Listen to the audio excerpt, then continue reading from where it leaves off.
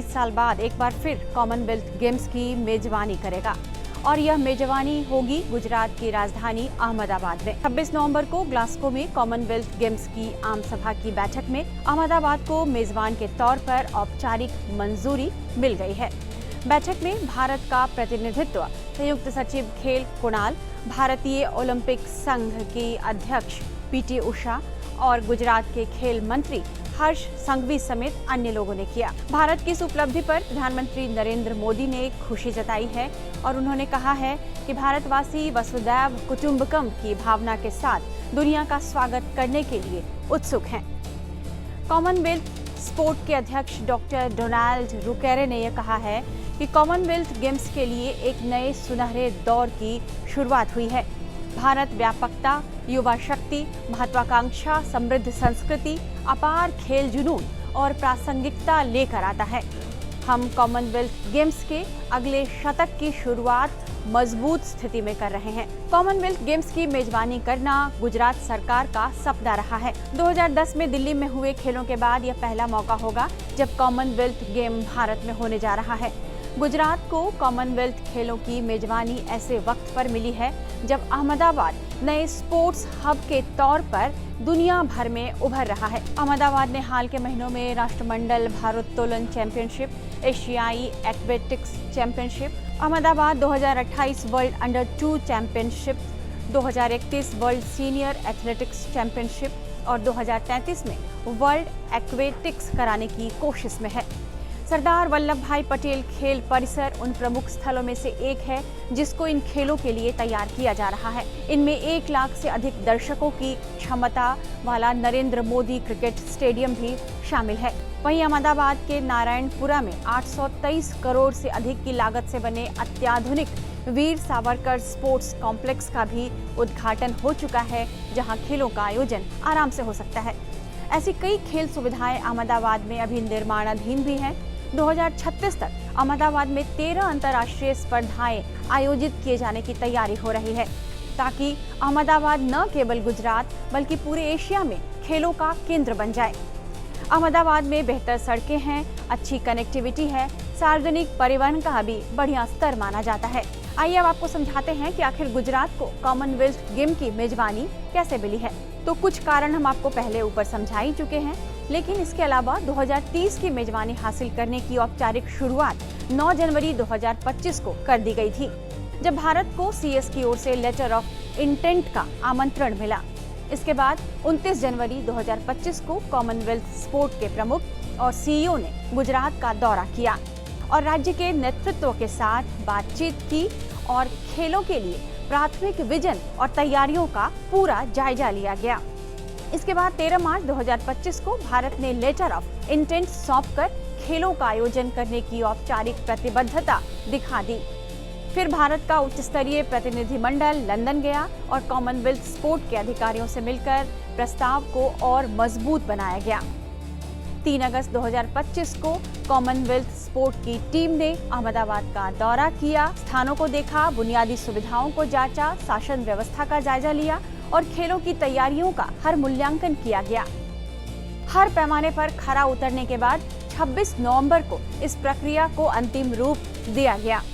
Commonwealth sport general assembly ने वर्ष 2030 में शताब्दी कॉमनवेल्थ गेम्स के मेजबान शहर के रूप में अहमदाबाद को चुन लिया और इस खेल के सफल आयोजन की जिम्मेदारी इस शहर को सौंप दी गई है। 2030 की बोली के लिए भारत का मुकाबला नाइजीरियाई शहर अबुजा से था, लेकिन बाजी मार ली है अहमदाबाद ने। गुजरात के सीएम भूपेंद्र पटेल ने कहा है कि अहमदाबाद गुजरात और भारत के लिए यह अप्रतिम गौरव का क्षण है।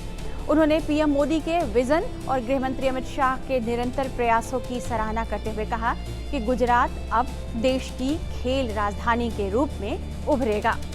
इतना ही नहीं, विकसित गुजरात से विकसित भारत की संकल्पनाओं को भी और मजबूती मिलेगी। आपको याद होगा कि 2010 में जब दिल्ली में कॉमनवेल्थ गेम हुआ था तो उस समय दिल्ली कितना बदल गई थी। कॉमनवेल्थ गेम का आयोजन किसी भी देश के लिए केवल खेल का आयोजन नहीं होता, बल्कि इसे उसकी अंतर्राष्ट्रीय छवि, विकास क्षमता, इंफ्रास्ट्रक्चर और विजन का भी प्रतीक माना जाता है। भारत ने 2010 के कॉमनवेल्थ गेम के दौरान इसकी झलक पूरी दुनिया को दिखा दी थी। कॉमनवेल्थ गेम्स की मेजबानी पर लगभग तब 70,000 करोड़ रुपए खर्च किए गए थे। इसका शुरुआती अनुमान ही 16,000 करोड़ रुपए से कहीं अधिक था। कॉमनवेल्थ गेम्स के आयोजन से पहले का माहौल भले ही काफी तनावपूर्ण रहा हो और भ्रष्टाचार की भी कई खबरें आईं, पर जिस किसी ने भी इस खेलों को देखा उसने इसे बेहतरीन ही करार दिया। 2010 में दिल्ली में हुए कॉमनवेल्थ गेम्स के दौरान बड़े पैमाने पर इंफ्रास्ट्रक्चर डेवलप किया गया था। एयरपोर्ट पर टर्मिनल 3 का विकास हुआ, मेट्रो का फेज 2 आया। दिल्ली मेट्रो की सफलता के बाद 10 अन्य शहरों में भी मेट्रो प्रोजेक्ट शुरू कर दिए गए। दिल्ली को अचानक ही नई सड़कें मिल गईं, बेहतर फुटपाथ मिला, फ्लाईओवर बन गए और अंडरपास बन गया और कुछ तो रातों रात हो गया। राजधानी में सार्वजनिक यातायात प्रणाली में भी काफी सुधार हुआ। खेलों के आयोजन के समय ही नई लो फ्लोर बसें भी दिल्ली में चलनी शुरू हो गई थी। सार्वजनिक और निजी क्षेत्र के सहयोग से इन योजनाओं को अमली जामा पहनाया गया और खेलों की सारी सुविधाएं दिल्ली में मुहैया कराई गई। खिलाड़ी जब आए तो वे यहाँ की व्यवस्था से काफी खुश थे। पिछले एक दशक में भारत ने अपने खेल ढांचे को नए स्तर तक पहुंचा दिया है।